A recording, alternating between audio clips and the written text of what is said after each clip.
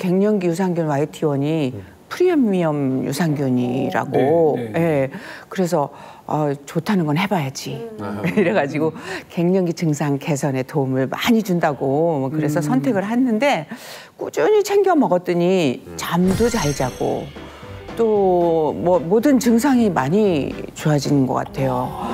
고지혈증, 혈관 건강도 고민이 많았는데 혈행 개선에도 도움이 많이 되더라고요. 정말 다행이네요. 진짜 도움을 많이 받은 것 같아요. 저는. 진짜 훌륭하시네요. 근데 건강왕의 말씀을 듣다 보니까 하나 궁금한 게 있는데 그 갱년기라는 게 여성 호르몬이 감소하면서 오는 거라고 하셨잖아요. 그러면 이 호르몬 대체요법 이런 거를 그런 때 선택을 해서 받으시는 그런 분들도 있던데 그런 건 어떤 거예요? 네, 이 호르몬 대체 요법은요, 아주 심한 갱년기를 이겨내는 하나의 방법이 될 수가 있습니다. 잘만 쓰면 굉장히 효과적이고 좋은 방법이긴 해요. 근데 이제 문제는요, 인위적으로 여성 호르몬을 보충해야 되는 방법이기 때문에 이제 부작용이나 한계가 존재할 수밖에 없는 거죠.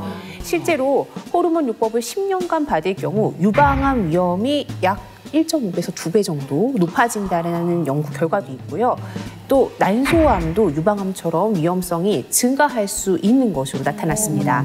이처럼 호르몬 대체 요법의 경우에는 위험성에 대해서는 아직도 사실은 의견이 좀 분분한 상태예요. 어디에서는 안전하다, 어디에서는 암 위험성을 높일 수가 있다. 그렇기 때문에 여성 호르몬 대체 요법을 받는 경우에는 1년에 한 번씩 이 호르몬 대체 요법으로 인한 암 발생률이 증가할 수 있는 항목에 대해서는 반드시 검진을 받으셔야 됩니다. 네, 알겠습니다. 아까 갱년기 유산균 YT1이 갱년기 증상에 도움을 줄 수 있다고 말씀하셨잖아요. 이게 어떤 원리로 도움을 줄 수 있는 건지 궁금해요, 선생님. 네, 많은 분들이 갱년기가 되면 체내에서 여성 호르몬이 아예 없어지는 거라고 생각하실 텐데요. 여성 호르몬은 우리 신체 다양한 기관에서 만들어지기 때문에 갱년기에도 일부 체내에 존재하고 있습니다. 하지만 난소의 기능이 떨어지면서 여성 호르몬이 급격하게 줄어드는 데다 제 역할을 할 수 없게 잠들어 있기 때문에 갱년기 증상이 나타나게 되는 거죠. 따라서 잠들어 있는 여성 호르몬을 깨워서 활성화시키는 게 무엇보다 중요하겠죠. 근데 갱년기 유산균 YT1이 여성 호르몬 수용체인 ER2를 활성화해서 갱년기 건강에 도움을 줄 수 있습니다. ER2는 여성 호르몬이 우리 모든 장기에 잘 이동해서 작동할 수 있도록 도와주는 역할을 하는데요. 좀 더 이해하기 쉽게 예를 들어서 설명을 드려보겠습니다. 우리가 목적지로 갈 때 버스를 타려고 한다면 버스 정류장에 들러서 버스를 타야지 이동이 가능하겠죠. 그렇죠. 그런데 버스 정류장이 많으면 많을수록 다양한 목적지에 다양한 방법으로 갈 수 있잖아요. 이처럼 여성 호르몬도 ER2라는 버스 정류장에 들러야 우리 몸 구석구석 필요한 곳으로 이동이 가능합니다. 즉 ER2는 여성 호르몬과 결합해서 우리 몸 장기 속에 여성 호르몬을 전달하는 역할을 하는 여성 호르몬 수용체라는 것이죠. 실제 갱년기 쥐에게 갱년기 유산균 YT1을 섭취시켰더니 여성 호르몬 수용체인 ER2의 발현량이 증가한 것을 확인했습니다.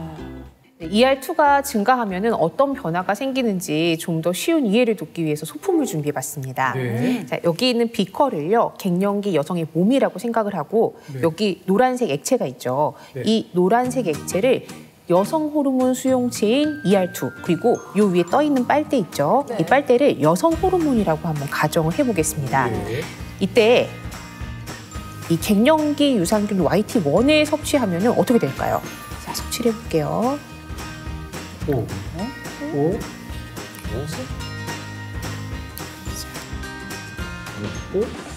뭐가 올라온다. 갑자기 막 여성 호르몬이 위로 갔다가 아래로 갔다가 엄청 열심히 움직이는데요? 버스 탄 거예요, 지금? 그렇죠. 바빠졌어요. 네. 이 호르몬 수용체 ER2가 활성화되면서 멈춰있던 여성 호르몬 또한 굉장히 활성화되는 것을 확인할 수가 있는 거죠. 그러면은 제가 이제 들은 걸 정리해보면 갱년기 유산균인 YT1이 여성 호르몬 수용체인 ER2를 활성화를 시켜주면 그 ER2가 잠들어 있는 여성 호르몬을 이렇게 깨워서 필요한 곳에 이동을 시켜준다는 그런 얘기인 거잖아요. 그렇다면 뭐 갱년기에 정말 도움이 많이 되겠는데요. 정확합니다. 갱년기 유산균 YT1이 잠들어 있는 여성 호르몬 활성화 시켜주면은 당연히 갱년기 증상 개선에 도움이 되겠죠. 자, 이거를 증명한 실험이 있습니다. 이제 쿠퍼만 지수라는 게 있는데요. 이제 갱년기 점수를 자기가 스스로 매겨서 총 갱년기 증상이 몇 점인가를 체크하는 그런 방법인데 이를 이용해서 실험을 해봤더니 이제 12주간 40에서 60대 갱년기 여성들을 대상으로 갱년기 유산균 YT1을 섭취시킨 다음에 변화를 봤습니다. 그랬더니 섭취 6주 후부터 바로 개선 효과가 나타났고요.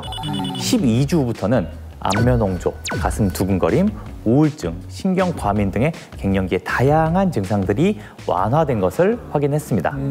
자, 그럼 여기서 하나 궁금한 게 있는데요. 앞서 여성 건강의 컨트롤 타워인 여성 호르몬이 감소하면은 혈관 건강이 무너지고 여러 혈관 질환이 생길 수 있다고 말씀을 해주셨어요.